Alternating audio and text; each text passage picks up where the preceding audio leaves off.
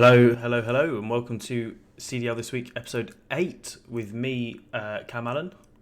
And me, Horizontal. We've had lots happen this week on the run-up to the LA Home Series. Lots of player movements. So stick around as we get into that. Yeah, got lots to touch on. So, lots of news actually this week, which is quite surprising because usually when we have an off week, there's not off week from like an event. There's not always a lot of stuff for us to talk about. So hopefully we might have a decently long episode this week. But might as well get straight into it. Just before we kind of touch on some actual kind of pro stuff, we'll just talk about how the CDL playlist has been updated, kind of trying to match some of the GAs that were introduced by the players and stuff, like them finally taking out streaks. I think we might have touched on it last week.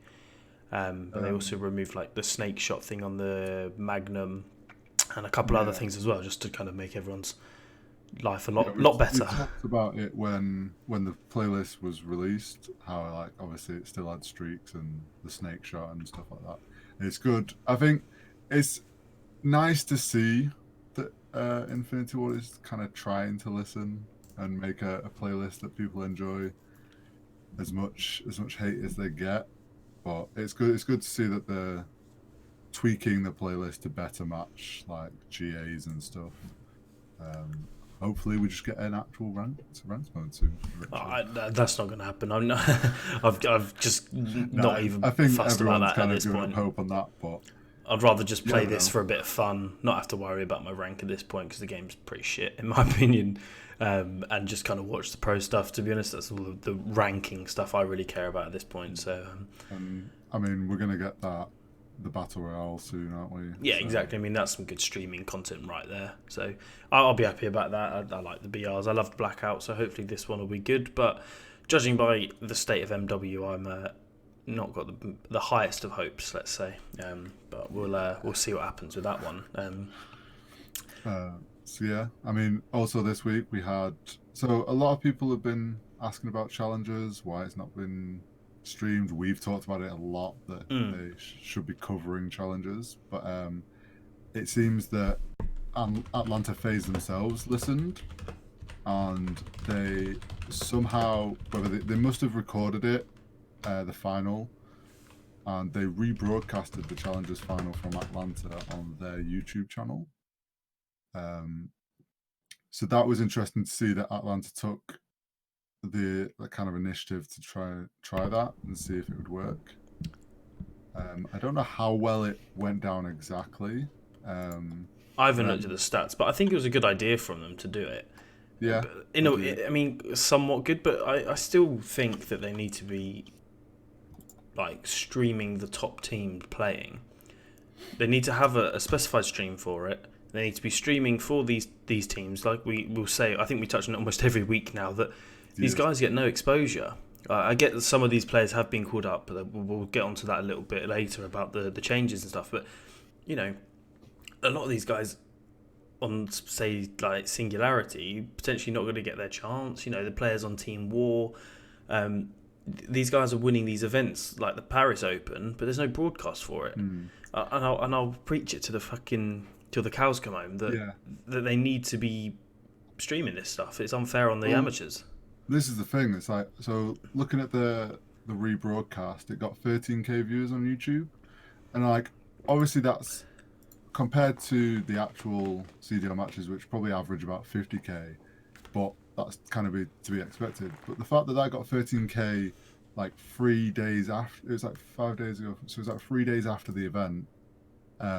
Why Paris didn't have anything? So Paris had this challenges event, but there was very little information.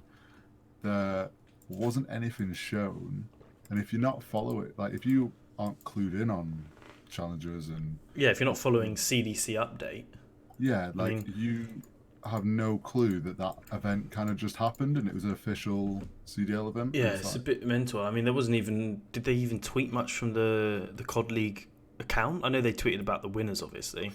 But, yeah, I don't... I mean, you're having to rely on... I think her name's Alicia, the one who runs the CDC account.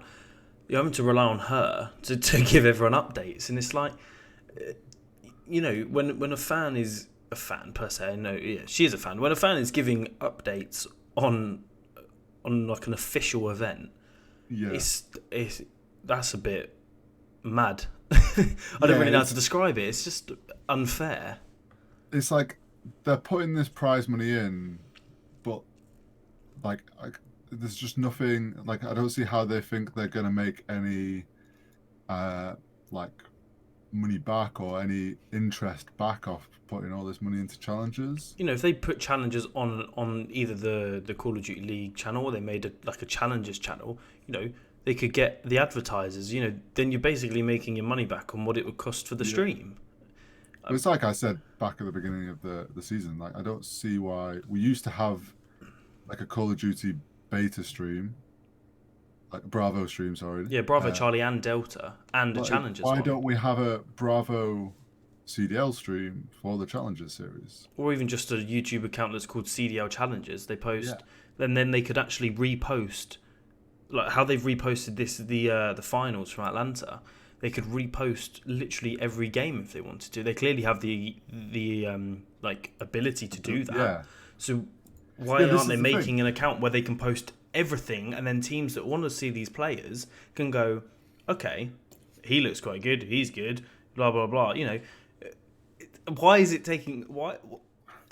I don't know how many other people have said this, but why is it having to come from two fucking guys sitting in their bedrooms talking about this to like actually come up with a decent idea on how they could actually do a challenges thing? This is the thing. Like Atlanta's obviously had it set up so they could record the final, and okay, if that's like they had just one set up for like recording and stream, that's fine. You just like you use that as the winners setup, so all the winners matches are played on there, so they can be streamed. And you just maybe you can't have it set up so you can stream every single game, but at least have some of the games shown. Like you've obviously got the ability to record them, so surely you should be able to. Yeah, I mean, you don't necessarily have to upload every single match, or you know, you're not going to have the ability to stream every match, but you should be streaming the top teams, the top 8 teams. I don't know, or even when it gets to say winners round 4. I don't know, but it depends how many teams there are. Then you start showing some of them more. I don't really know how it should work, but there needs to be something for these guys, and I think we'll probably keep touching on it every week until they actually do something about it.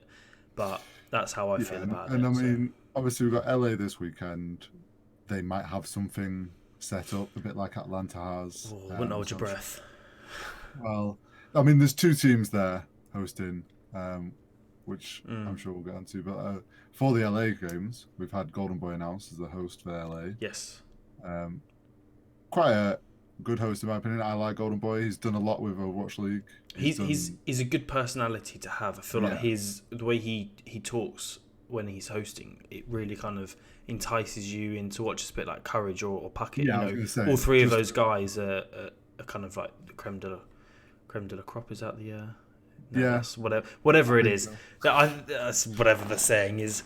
Those guys are the best, and I think Golden Boy is a really good addition to this event, because I don't think he's been involved too much in the last couple of years, because I know he's been doing a lot of Fortnite and stuff. And he's done Fortnite and he's been doing a lot of Overwatch League.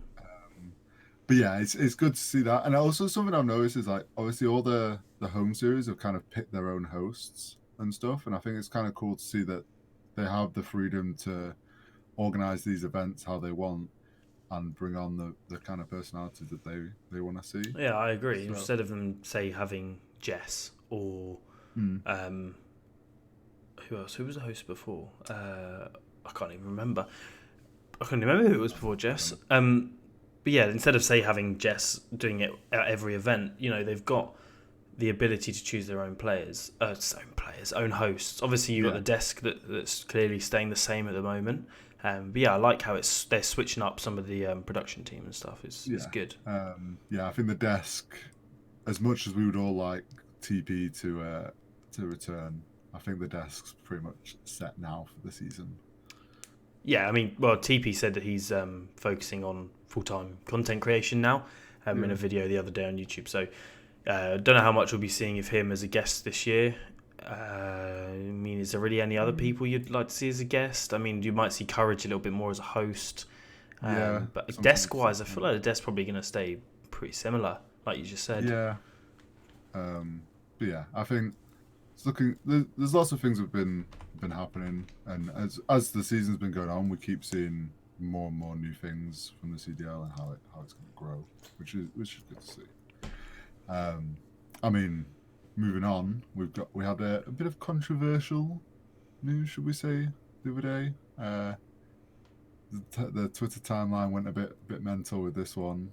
Sensor's dad. Didn't know where you were going with that one. Oh, so Sensor's dad went a bit rogue on Instagram. Yeah, he had some choice words for his son's own team. Yeah, I thought it was funny to read. I was a bit like, yeah, what the it was fuck a are you funny doing? read. It was funny in the sense of like, what the fuck is this? Like, how has that happened? I would not want to be Sensor at that moment and seeing that and knowing that, ah, shit, that's my dad's probably just fucked up some shit for me, career wise, possibly. Like, as much as I know, obviously, it instantly spread across Twitter. His dad took it down. Yeah. And if you didn't see it, it was basically just Sensor's dad had picked out keywords about some of the Subliners players that were not so much positive about them. And then obviously his own son, he praised to that heavens. Put 4-time world champion when he hasn't won since what? Ghosts? Did he win in Ghosts? I think he won once in Ghosts, or Black Ops 2 or whenever it was. I think it was Ghosts. But in my opinion, Doug isn't good enough. No, and I think we've talked about this. I'd just like to touch. Definitely a personality pick for the New York, and we talked about it back at the beginning of the season. It's like, I don't think anyone really expects him to actually be on the level for the starting lineup. I mean, you never know; something might happen, but I don't think this has helped his situation. With Doug, there's obviously the clip around of him dropping 7 in a hard point in 10s. I saw one the other day where he dropped 4 kills. I mean, that's bad. Dropping 4 kills is bad. I was just thinking about it, I couldn't see another pro who's a sub or a starter or even an AM. I don't think I would see another amateur dropping 4 kills against pros. You know, Maniac, Mike. Okay. Maybe apart from Maniac, I don't know how much Bose has played the game actually. To be fair, but let's reword that. Of the players that are actually subs to be actual subs, not just to fill a spot. Yeah. I don't think any of them would be dropping 4 kills in a hard point. And to me, it just says, I don't know how good Happy is. I'm surprised they took out 0. I don't think New York actually had that many problems. They clearly just kind of scapegoated 0 out of the team at this point. I mean, I don't know if there's any underlying issues behind the scenes or whatever, but yeah, I thought that team actually had a lot of potential. I had them as like a start of the season. I had them as like a top 5 team on paper. I thought they looked really good. And I think they would have turned it around if they hadn't made any changes. And I think, I mean, we've seen them slowly finding a bit more of their footing in the past events. But yeah, I don't think and also you mentioned about the fact that any of the other pros against Sensor, but just look at the fact in London, he was in the hype battle. I mean, he got absolutely trashed by a DJ. It's just, yes, he can go pop off and he can have a good game and does have skill, but it's just like he's more inconsistent than he is consistent with his skill, and I think that's the reason why you're not going to see him on our starting lineup. Yeah, I mean, you took the words right out of my mouth there. It's just a consistency thing with Doug. He, like you said, he could drop a map where he dropped. I think there was a clip I saw. He dropped like the one where he was slating temp. He dropped like 7k score in a game and dropped like 40 kills and had like a minute 50 in the hill or something. Really good game. But then the next map he goes and drops 4 kills. I mean, yeah, exactly. It's just not good enough. Like you just said, the thing with temp as well. There seems to be as well on the New York team that like some of the players, and it's probably not been helped now with this whole thing with his dad, but I don't think any of them are planning on stepping to the side to let him even be on the starting lineup. And it wouldn't surprise me if Senso's. He's obviously very determined to be on a starting lineup and wants to play again. And he made that pretty clear in the off season. So I would actually even be surprised if he's one of the first ones to swap teams in the hopes of that might give him a better chance at like a starting spot. But yeah, I think he's becoming a meme. But where else would he get a starting spot? I don't know, and I think that's the problem. I don't think there is anywhere else. But it wouldn't surprise me if he tries to find somewhere else, because he's at this point now where he's kind of he keeps saying that he's going to play professionally again. Yeah, and yes, he's on a professional team, but he isn't on a starting lineup. What he should be doing is trying to find an amateur team, having a 2-way contract with the Subliners, or getting the Subliners to set up a challengers team, and playing with some amateurs that are really like driven. I don't know, players like Parasite. Or actually, they probably wouldn't get along, but you know what I mean. These good amateur players, he should be playing with them, getting his stock up, getting some reps in actual tournaments, rather than just going, "Oh, I want it. Oh, I want to be on a pro team. Oh, look at me, I'm playing in tens," dropping these fucking clips on Twitter that most pros do in fucking tournaments, and he's doing it in tens when, pros do go hard in tens, but they don't go playing at their full potential like scrims, you know. He actually needs to be proactive about something rather than just tweeting out, "Oh, I want to play on a pro team. I want to be a starter." I think that's a good point actually. I think if he is serious about wanting to try and play on a main stage or like actually be on a starting lineup, he should be approaching New York and just being like, right, obviously I'm not going to get a starting lineup on the main team. Can we set up a challengers team, and I can play in the challengers team, and I build out that with amateurs, and he gets to play in that. But we'll see. Who knows what Sense is going to do? He put his apology up, but yeah. Oh yeah, we got a little bit off topic there, didn't we? We were actually talking about the Instagram post, moved on to Doug somehow. It's fine. I think that's enough for now on Sensor, and we'll see over the rest of the season. Who knows where he's going to end up and what he might be doing. Yeah, But speaking of challenges, I was going to say, speaking of challenges, Vivid and Spart amateurs have moved on to the LA Guerrillas roster. Yes, Spart. I haven't really heard much of. I know he's. I think he's friends with Parasite, and he was playing with Haggy at the start of the year. Vivid I knew of from last year, mainly from Champs, playing for. Who was he playing for at Champs? I can't remember. They did quite well though. They were in Envy's group. That's all I remember. And he dropped like 17 or like 20. No, he had a 17 kill streak. I think it was against Envy in an S&D when they full sailed them. That's the thing that mainly sticks out for me about Vivid. I think he's a good player, but from what Lacefield said, they're both kill whores. Judging from the tweet, obviously Lacefield put out something saying, "Oh, apparently if you just kill whore now, you get put on a league team." Presumably taking shots at either or both Vivid and Spart.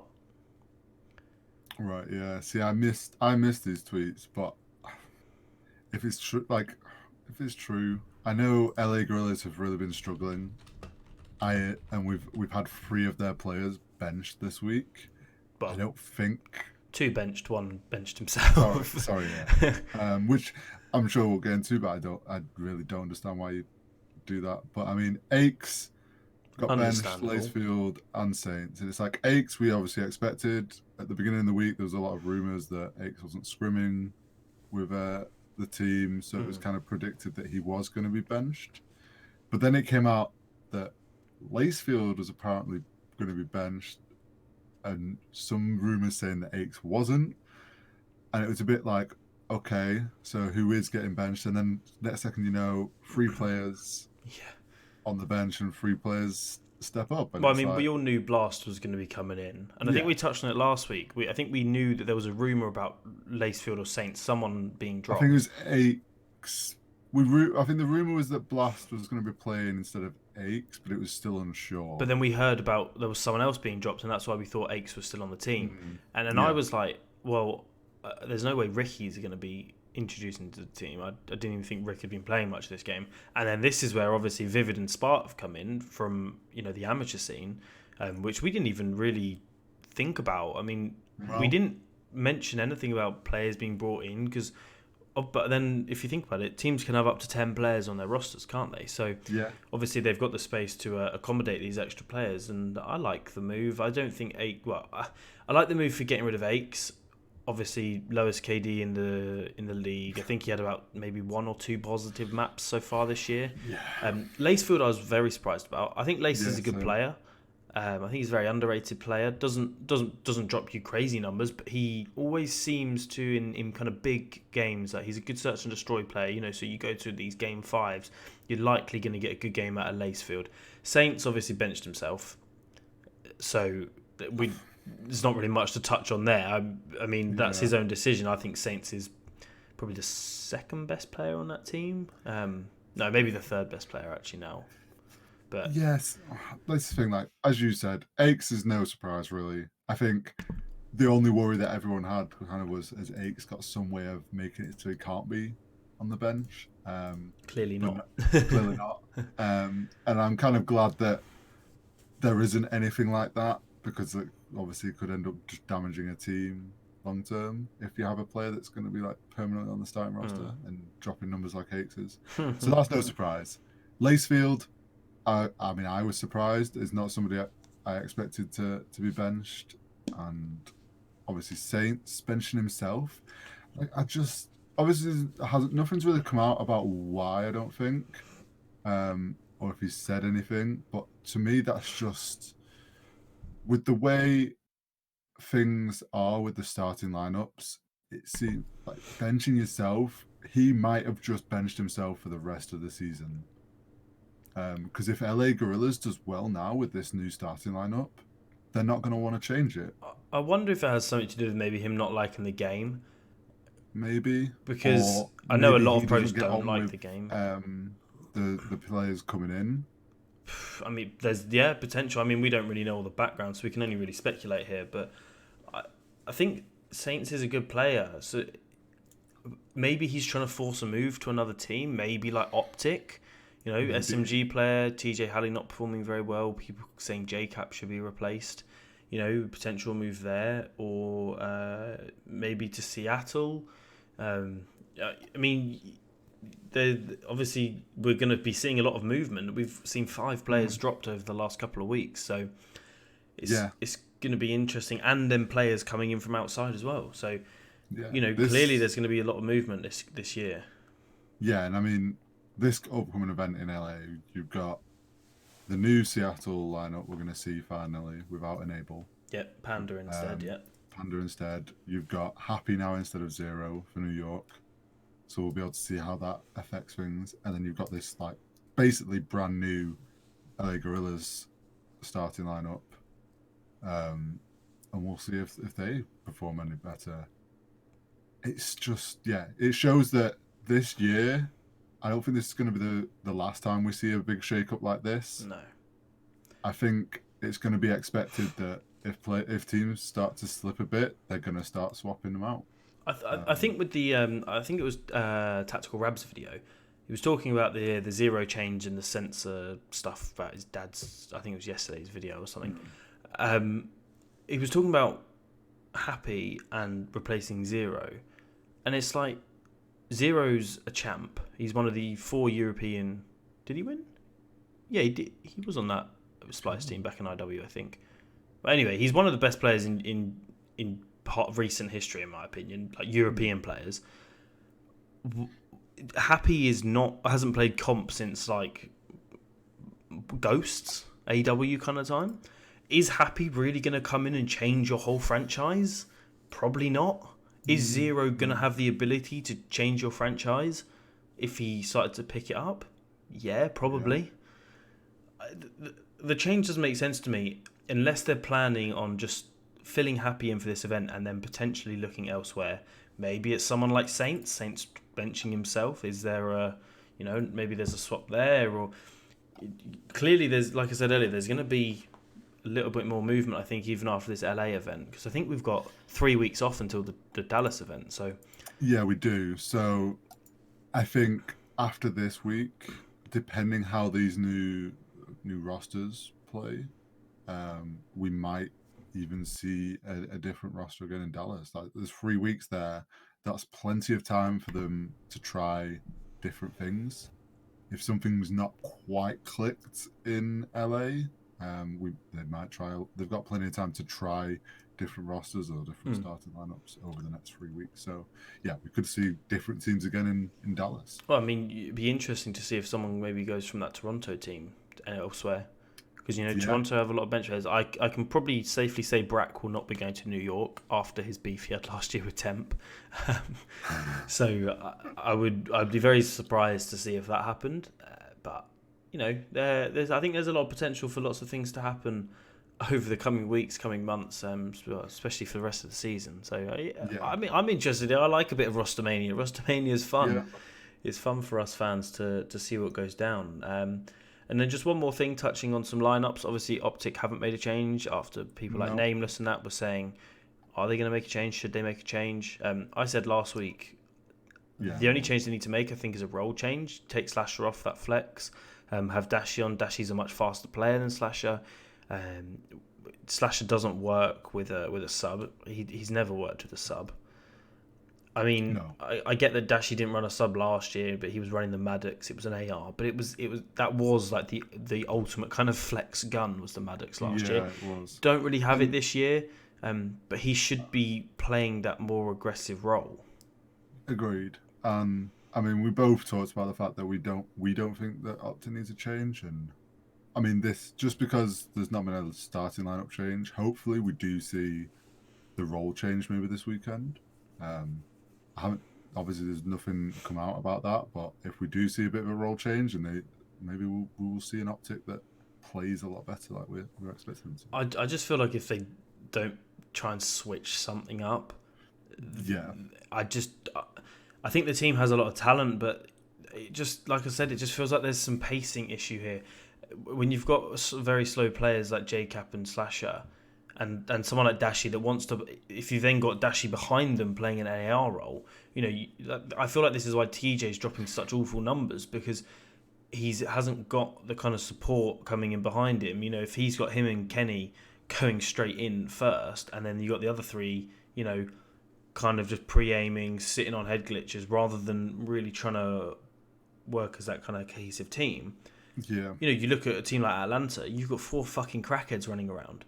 I think it was Lando's tweet he put out about their average engagements. I think, or their engagements overall this season. I think Major Maniac's like 200 engagements behind fourth on the Atlanta team, because he's just got these 4 absolute maniacs just running out. Maniacs, that's a good little play on words, that. You got these 4 absolute madmen running around in front of him, and he's just going, I'll just sit in the back of the spawn. He's averaging literally like 20 engagements a hard point, I think, or like maybe like 30 engagements a hard point. That's the problem with some of these teams, like the teams that have the stacked lineups with the more experienced players, or we expect them to do better, aren't quite. It doesn't seem like they're playing the game that to the way it obviously works best. Atlanta just seems to have got it down. Like, they know that you've got to play it fast paced, and it seems to be working against all these other teams. And I think Optic need to start taking a page out of Atlanta's book maybe, and start trying to work as more of a team and not be sat back so much, and try something new, like you said. Yeah, I mean, there's not really much more to touch on them, but I'm interested to see kind of how they look this weekend, obviously, because everything's interesting. But I'm interested to see if they kind of have made any changes, or if they do look better this weekend. I still don't think they look awful, and they have come up against. I think we said they've played against like 4 of the best teams so far this season. So they've had a tough schedule. I don't actually know who have they got first. They've got Guerrillas first. See, now that's a game. If they don't win that, especially with this new Guerrillas team that have only been scrimming together for maybe like a week, then we know there's some real kind of problems, issues, role issues, changes need to be made with that Optic team. That's not to take anything away from the Guerrillas. But this Optic team's Yeah, been together for the whole season so far, and that's really they if they don't win that, then there's some issues there. That's a must win for Optic. But we'll get onto the predictions in a little bit. jumping on move it on to this coming weekend, it's the LA home series, and we've got two teams sharing a home series, which is something I just wanted to touch on. Obviously, understandable because they're both from LA, but I wonder why there was the decision to have them share one and not just have two LA weekends. I mean, we've got two London and two Minnesota weekends. So the Minnesota one, that's only because the first one was the launch, so they then got to have their own proper host weekend. I think they did it like this because I wonder if they wanted to give London two events, crowd wise, people, the pros like coming to London, and I think I guess they just wanted to. I don't know. Really, is like obviously we have towards the end of the season we end up having a home series every weekend. But we've got like 3-week gaps. I think it would have been cool if we could have had two separate LA home series, and it's like they had their own, each could pick their own venue and kind of put their own twist on things rather than having to share it. But I guess it probably came down to something to do with the scheduling and stuff. But well, I mean, they were sharing when everyone had two events as well, so because obviously otherwise it would have made. I think it's just to do with it. There would have been that extra. No, there wouldn't be the extra event because they would have taken one away from London. I just wonder if it had something to do with them wanting to give London like a second event. Well, I'm not complaining about it because it gives us two events to go to, so I'm not too upset about that one. I mean, hopefully having two teams hosting means it all goes smoother. You can hope. Have we got a hype battle this weekend? Nothing's been announced, but sometimes they leave that till the last minute. I honestly, there's going to be a hype battle. I think it's a given now. As much as we both don't like it and we've talked about it lots, there's going to be a hype battle. I don't know what it's going to be this time. I don't think it's going to be as interesting as the Atlanta one managed to be a little bit. I can't. Yeah, it's hype battles is going to be one of them. But we've got two home teams, so it'll be interesting to see how the crowds split. Also, you kind of hope with two home teams, two teams organising, maybe things could go a little bit smoother. But I'm keeping my fingers crossed for no production issues. Yes, but just touching on the fan stuff of the two teams to support. No one's going to be supporting either of those teams. No one's going to be supporting Optic LA realistically. I think you're going to have more chance of some Optic supporters than Guerrillas supporters. Yes. But even so, it's going to be, no Huntsman there. So I feel like it's probably going to be mainly Dallas and some FAZE fans, maybe. And then a smattering of other ones thrown in. But I can't see there being many Guerrilla or Optic fans. All the Optic fans have gone to Chicago, so you might have some of the ones that go, "Oh, it's Optic. Oh, okay, I'm going to support them." But I feel like that's more the people watching online. I don't think there's going to be a lot of people in the venue that are like, "Oh, it's Optic. Oh, I'm going to support them." So I'd hope there's a lot of people, and you've got two teams, like that are there to be supported, like two home teams. You'd kind of hope it'd be quite full, but I think you're right. There's not going to be a lot of Optic fans. I definitely don't think there's going to be many Guerrilla fans. I think the crowd's going to mainly be Empire and FAZE. I agree. Which, obviously, we touched on it earlier about challenges and hoping maybe we'll see some coverage. I guess we'll just have to wait and see with that. Something though that is funny that LA has done about challenges. Obviously, there was all that a bit of uproar on Twitter about the Chicago Challengers event in the future that had a bit of a small prize pool, so they upped it to 25k. Well, LA's done 25,001, which I do like that. I think it's great that they've done that and made a point. like just for the jokes. But it's good that like they're all kind of there's this now. There seems to be this new expectation for the Challengers prize money now of at least 25k, which is just crazy to think for a Challengers event. I don't think 25k is that much. Yeah, but if you look, I mean, obviously nowadays it's kind of in comparison to what the CDL prize money is, but I guess all the pros have said it, haven't they? Like to be playing for 25k back when they were amateurs was just like Yeah, it would never happen. But you know, times have moved. I mean, yeah, they are right. So I don't feel like the amateurs can complain about anything. But you know, in comparison to what the pros like, the pros have a 6 million prize pool or something this year. I'm not saying that the amateurs should be getting more than 25k. I think 25k is a good prize pool. Yeah, it could be more. It could be less. It's just a good amount of money for these amateurs to be playing for, in my opinion. Mm-hmm. And let's just, I don't know. Hopefully, we maybe see some coverage of that, or I would like that. Even if they can't show it, just to keep the stream and the audience more up to date on like who's winning and who's like how the teams are doing, or at least who's playing. Like, I'd have there's to so do many stats for it. breaks and gaps where they could show a bracket or show like how the Challenger series is going. Yeah, I feel like they've almost kind of differentiated the two, but they've differentiated it without actually giving the challengers anything of their own.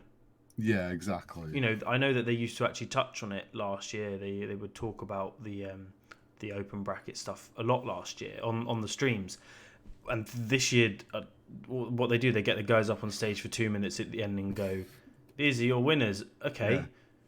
you didn't tell anyone at home about anything that was going on this weekend.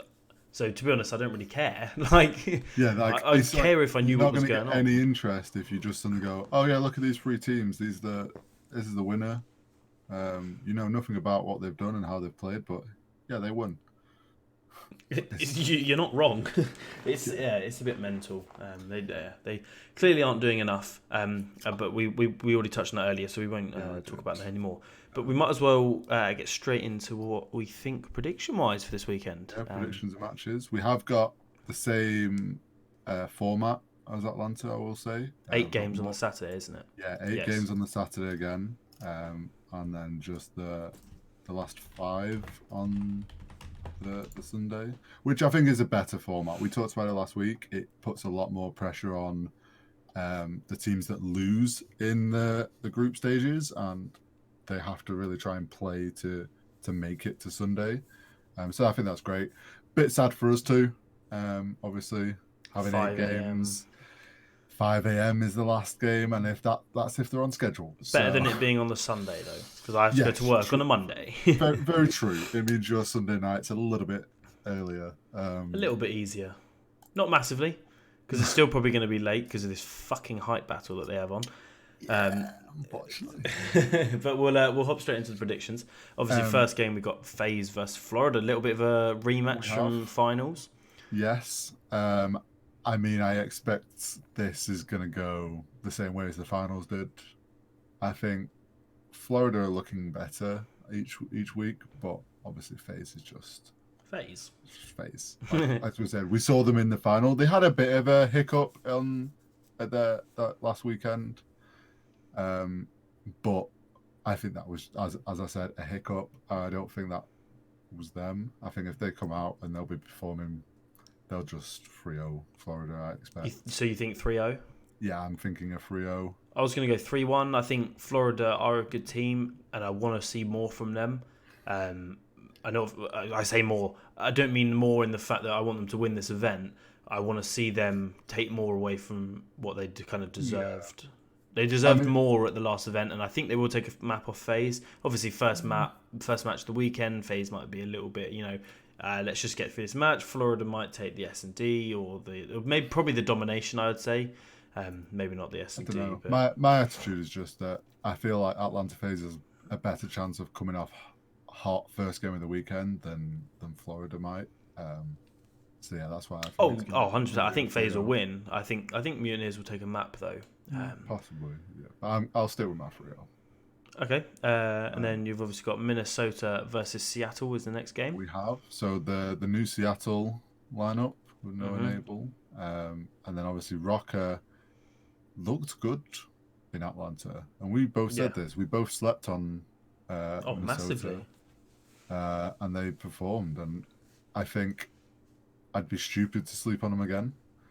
Obviously, we don't know how this new Seattle lineup's gonna go for them. We haven't seen them play yet, so my attitude would probably be might get a 3-1 for Rocker winning this. I I was think gonna go the same.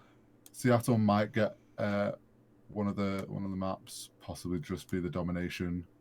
But I do think they could probably challenge for one of the maps. So I'm going to go with 3-1 to I was going to Rocket. go 3-1 as well. I think Minnesota are actually really strong.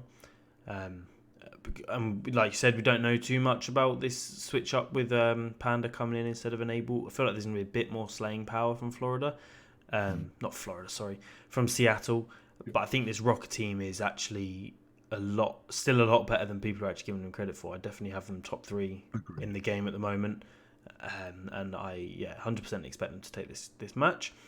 Next up, obviously got Dallas versus New York. Little switch up on the side of New York going into this event. Obviously, like we touched on earlier, no Zero, Happy coming in. Dallas has stayed with the same lineup. So, what are your Yeah, thoughts on this one?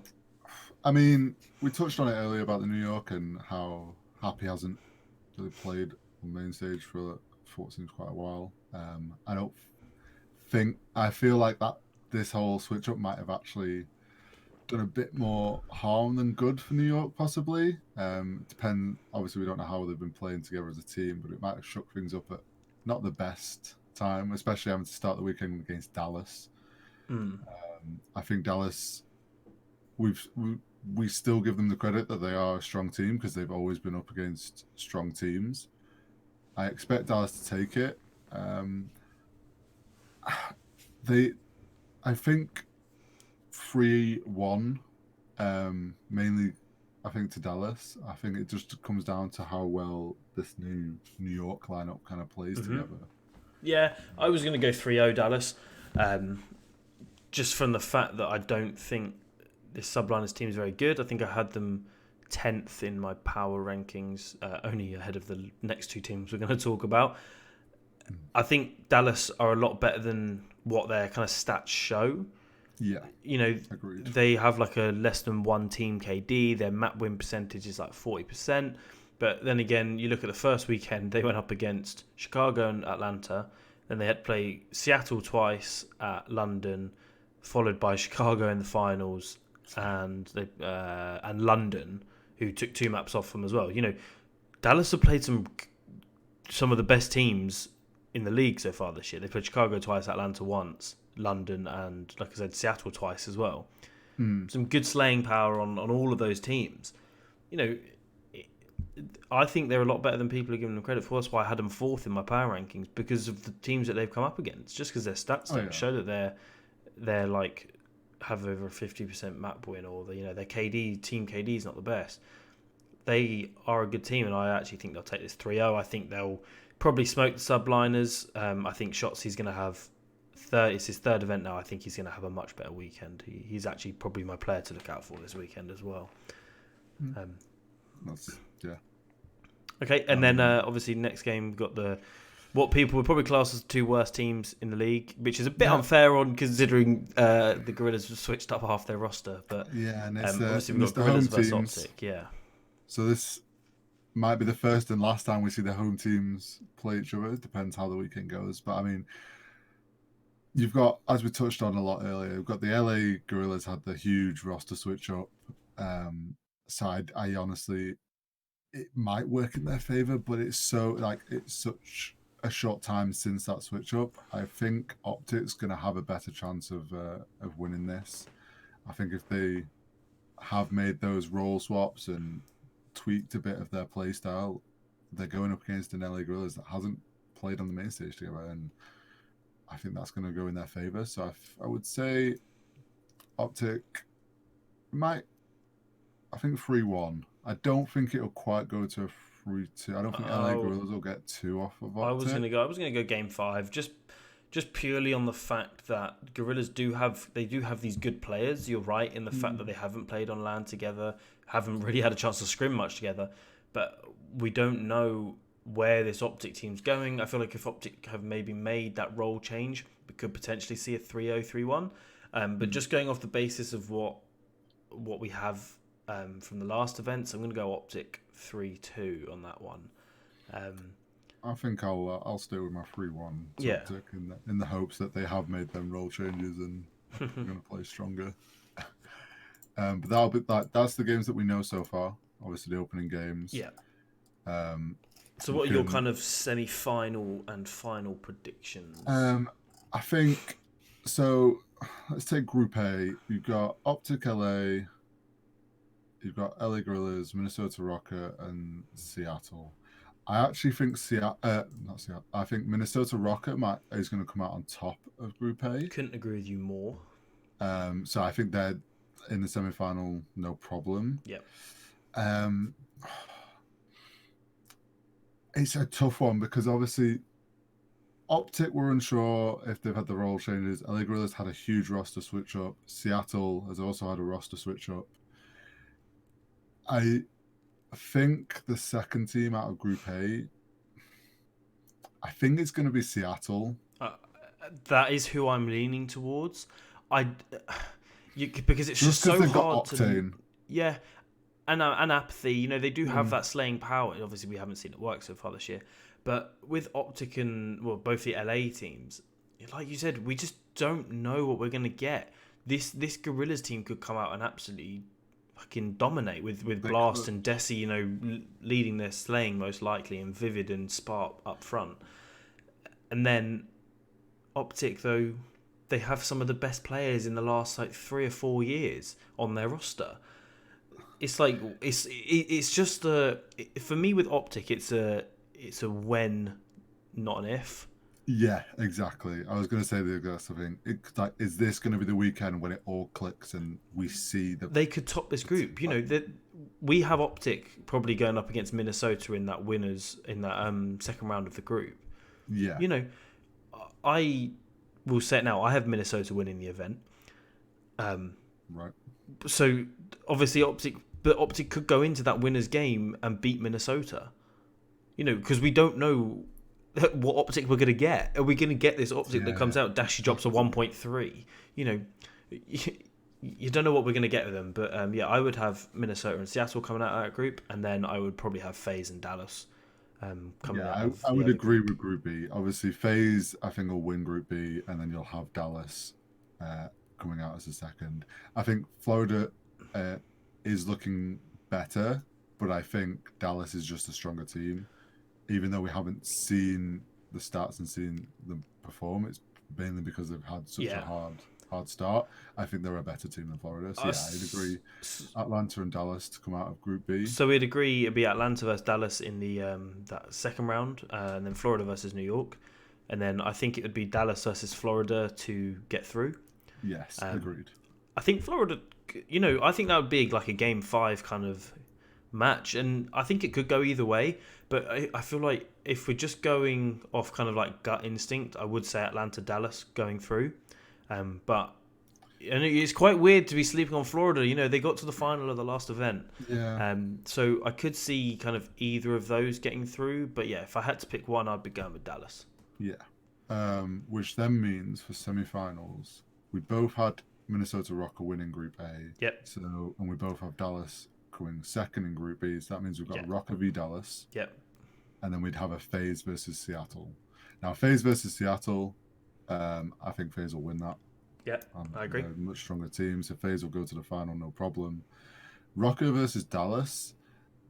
I mean, obviously, Dallas is a strong team, and we haven't had the chance to see them at their best because they've had such a tough time. But Rocket is also really strong. I think Rocket might beat Dallas. Oh, 100%. I would have Minnesota could potentially even 3-0 Dallas. I genuinely think Minnesota are that strong. I know I slept on them like 2 weeks ago, and I had them actually going out in the group stages, but that's just because we hadn't seen much of them since obviously the opening weekend. So it was kind of hard for us to kind of gauge where we were. Exactly. That's why I went with, say, Paris and Toronto looking better, because I'd seen more of them. But now I actually saw Minnesota last weekend. Yeah, I think Minnesota would manhandle Dallas. We've seen Minnesota up against strong teams and kind of hold their own against those strong teams, and Dallas is not like really held their own that well against some of these strong teams. They're a strong team, but they have struggled. So I would agree. Like, I think we're gonna have a final of Atlanta, FaZe, and Rocker. I agree. You have said already that you think Rocker's gonna win weekend. I don't know if Rocker's gonna end the Atlanta streak. But why? They almost did. I feel like they would have learned. They'll know the right map pools to go for. You know, they won those opening 2 maps. They did. You know, what's to say they haven't learned from the mistake? Did say that we felt FaZe weren't playing as FaZe. Like, they weren't playing as the FaZe we know.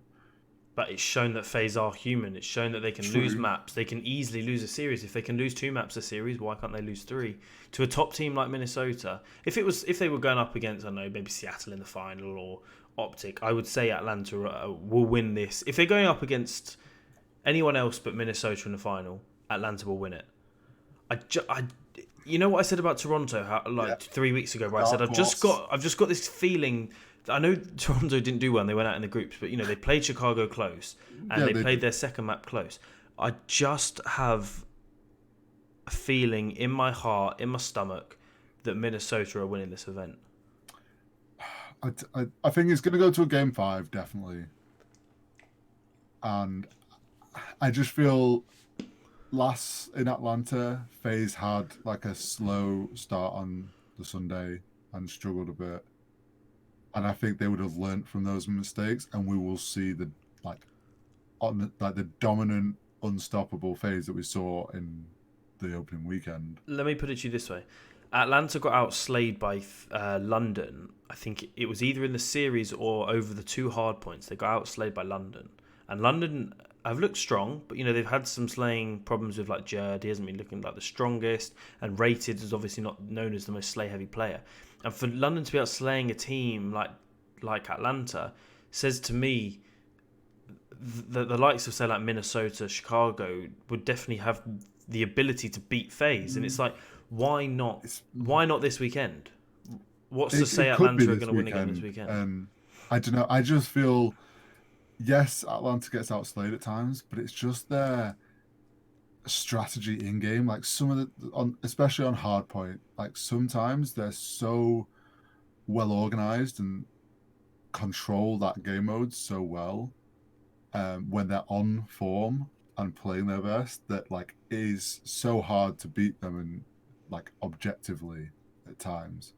And I think that I just think it's going to go to a game 5, and I think it'll end up going in Atlanta FaZe's way.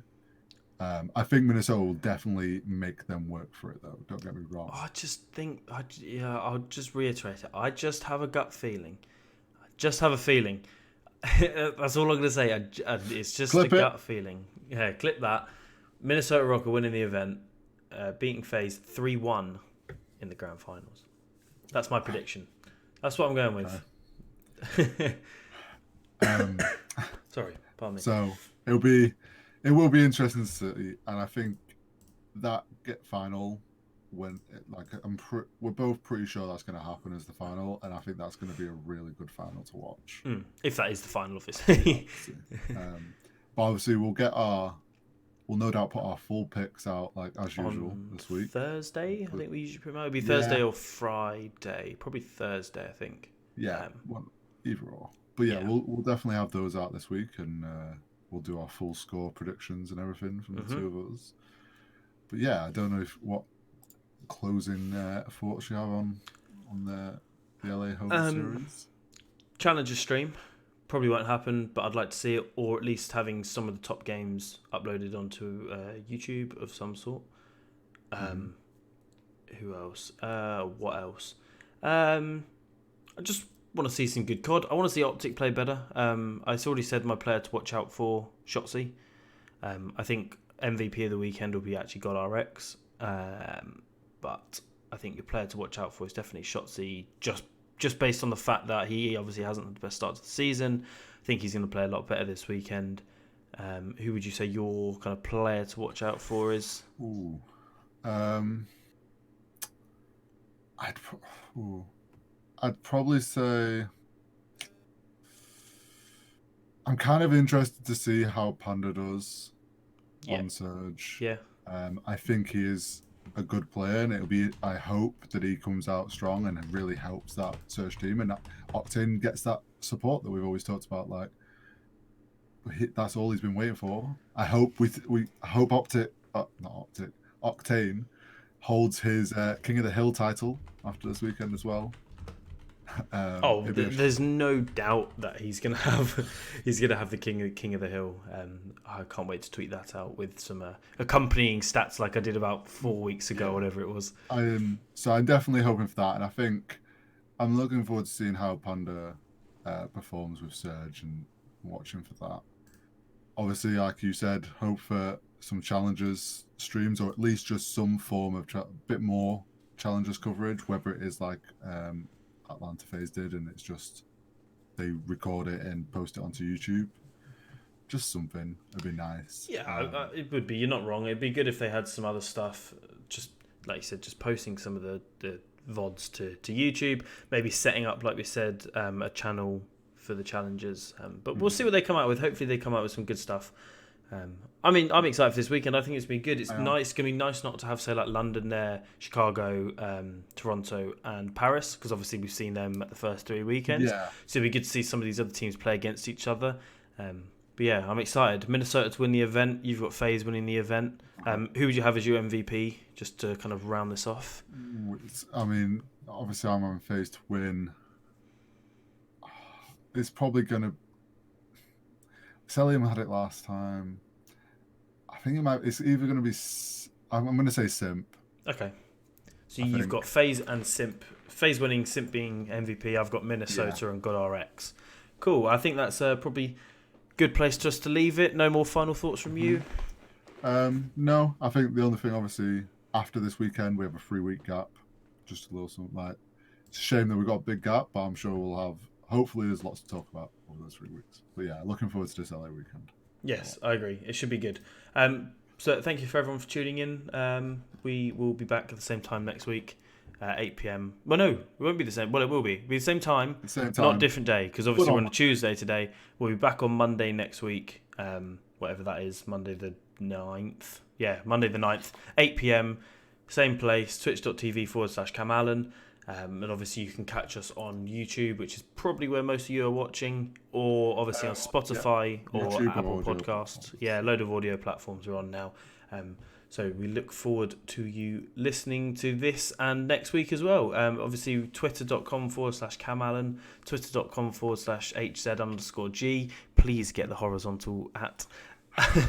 And obviously twitter.com/CDL this week if you want to see any of the clips from this podcast. Yes. If you want to kind of round us off at all? Just thanks to everyone that has been listening on and watching on YouTube and following on the audio platforms. They're doing really well. Make sure you subscribe to YouTube, give a follow to all those audio platforms. It really helps. We do appreciate it. And look forward to seeing you all next week. Yeah, see you all next week. Thanks for watching, guys. Cheers. Cheers.